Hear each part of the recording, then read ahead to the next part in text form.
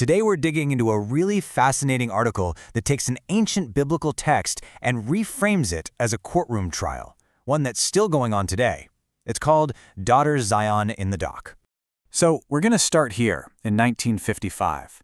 This is Mamie Till Bradley. After her son, Emmett, just 14 years old, was brutally lynched, she made a decision that would change the course of history. She insisted on an open casket funeral. Now, think about that.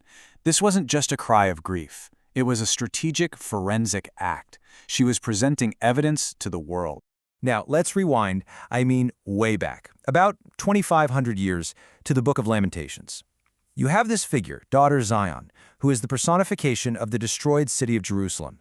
And she's standing over the bodies of her dead children, and she shouts a command to God himself that sounds, well, almost identical. What Mamie Till Bradley did was issue a public summons. It was testimony, but it was also a powerful accusation demanding accountability.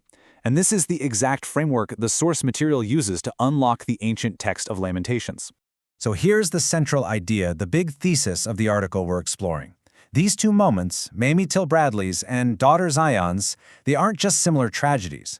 The argument is that they are connected moments in one single, continuous, and critically unresolved legal case, where a mother demands justice. To really get this, we have to stop thinking about the Book of Lamentations as just a sad poem. The article wants us to see it for what it is, a full-blown courtroom drama, with God on the witness stand. Okay, check this out, because this is where it gets really wild. In a typical biblical lawsuit, the setup is always the same. God is the prosecutor, the plaintiff. Israel is the defendant, charged with breaking the covenant. But Lamentations flips the whole thing on its head. The victim, this mother figure, becomes the plaintiff, and she puts God and the empire in the dock.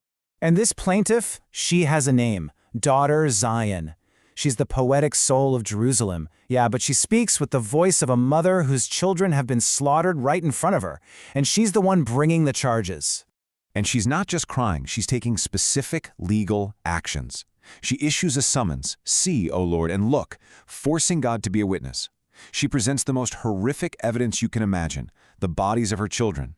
She accuses God directly, not just of allowing it, but of participating with excessive violence. And this part is so important. She refuses to be comforted.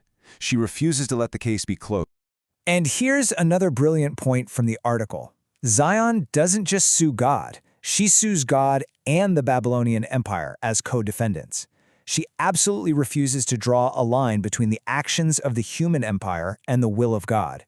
In her eyes, in this courtroom, they are both held responsible, together. But here's the thing. This ancient lawsuit, it didn't just wrap up in the 6th century BCE.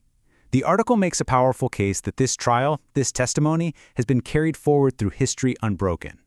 And the argument gets really specific here. It says that for 400 years in America, black mothers haven't just been like Daughter Zion. No, the claim is that they have been continuing her exact same lawsuit.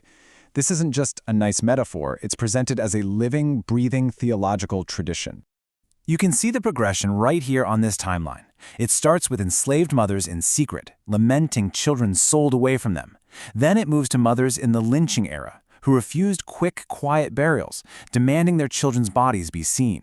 Then you have Mamie Till Bradley, who forced an entire nation to look.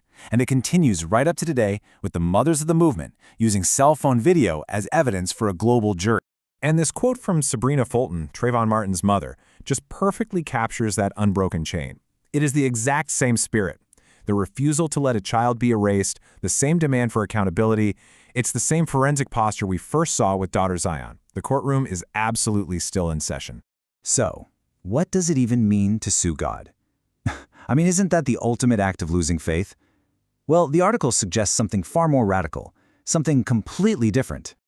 So let's look at this comparison.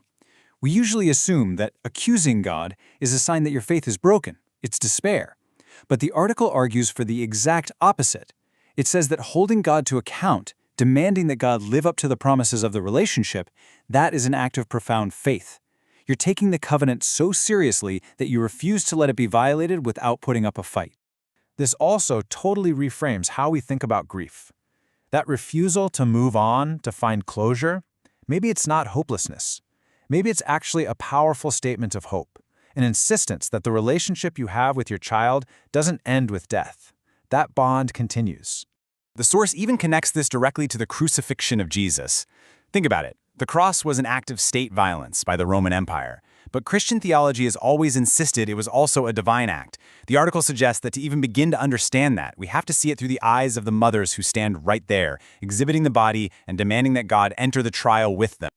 And all of this brings us to the conclusion, which honestly might be the most challenging part of this entire argument. You see, one of the most important things about the Book of Lamentations is that it doesn't have a neat, tidy ending. There's no verdict. God doesn't swoop in and make everything okay. It ends with the lawsuit completely open. And according to the source, that's not a flaw. It's the entire point. From Daughter Zion to the mothers of today, the plaintiff refuses to leave the scene of the crime until justice is done. So the article's final challenge is to us. It suggests that our job isn't to look for easy answers or premature peace. Our job is to stay there with them, in that uncomfortable, unresolved courtroom. And so we end where the book itself ends, not with an answer, but with a haunting, unanswered question that keeps the trial open.